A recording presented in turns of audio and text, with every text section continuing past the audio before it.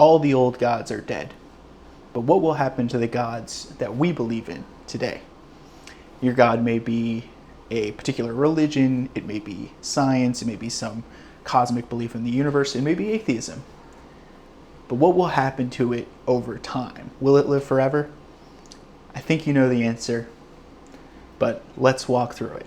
And let's use Thomas Carlyle's On Heroes and Hero Worship, the first chapter, which refers to Odin. Odin as the first great man who was raised to the level of divinity among the pagans. It's hard for us to imagine how the pagans believed what they believed. How could they look at the sun and believe it was a god? How could they look at, all these different things in the physical world and raise them to the level of the divine? But at some point in human history, consciousness is just arising. It's first beginning to form. Carlyle goes through the allegory of Plato's cave. Imagine a man coming out of that cave for the first time and seeing the sun. How could he not bow down to it as if it was a god? And even look at yourself. When you look at the physical, natural world, a lot of times in the modern day, we sort of hide behind science. We say, oh, I understand how this works because I understand all the mechanical natures of it. But to use a Carlyle perspective, what about the dynamical nature of it, right? Why is there a blade of grass? If you look at it, do you not see the divinity in it? Do you not see the power in it, the power that's in all life and that it's existing? What time is, what space is? We sort of tend not to think about it. That's why we don't have the overwhelming feeling of power within us from it, why we don't feel overwhelmed by the sensations of meaning in it. We say on a more superficial, technical level through science. So we have to give these people their credit. Science doesn't exist yet, right? At least in our sense, probably in any sense. And they're first gaining consciousness in the world.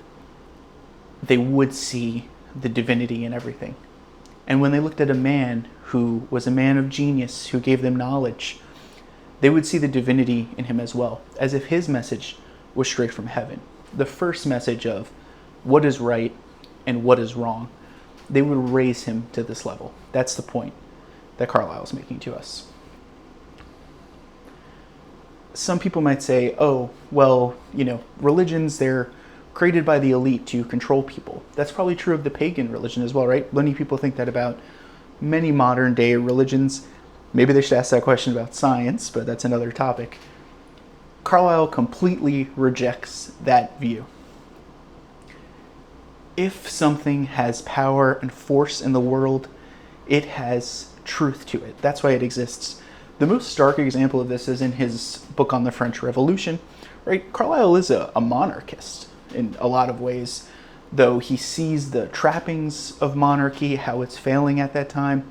He's somewhat against the revolution, but he sees the truth in it.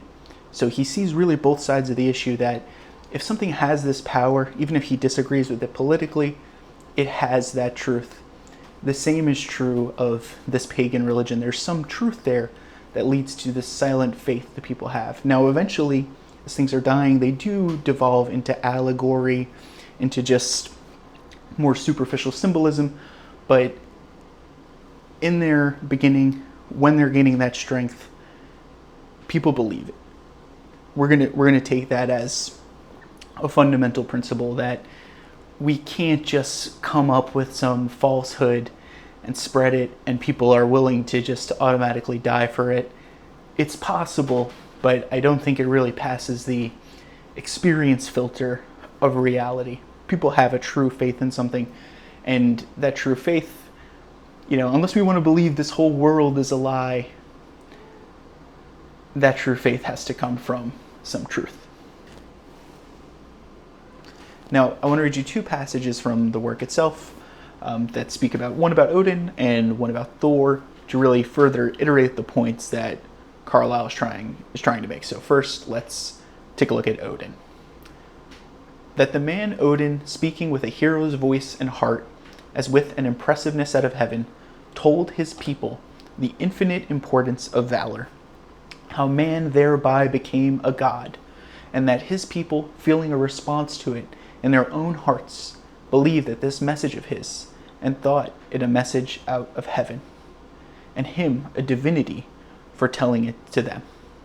This seems to me the primary seed grain of the Norse religion, from which all manner mythologies, symbolic practices, speculations, allegories, songs, and sagas would naturally grow, right? So they believe at first, they have to believe in the importance of these things to adopt the religion before religions devolve and religions die, like they all do. As the Norse mythologies are continuing, eventually Christianity is starting to take over, and by conquest. One of the great conquestors of the Scandinavian area is Saint Olaf. Olaf was ruthless in his attacks on paganism and their conversions. The last myth of Thor being, the thunder god, essentially, right? The pagans hearing the thunder and saying, that must be a god. In the infancy of consciousness, that must be a god. It makes sense. It makes total sense that they would feel that. But as it's devolving, it is getting more into allegory. And the last allegory where Thor shows up, he's on a ship where Saint Olaf is, and he wants to go speak to Olaf. They let him in because he seems wise. He's talking in a way that seems profound to them, so they grant him access.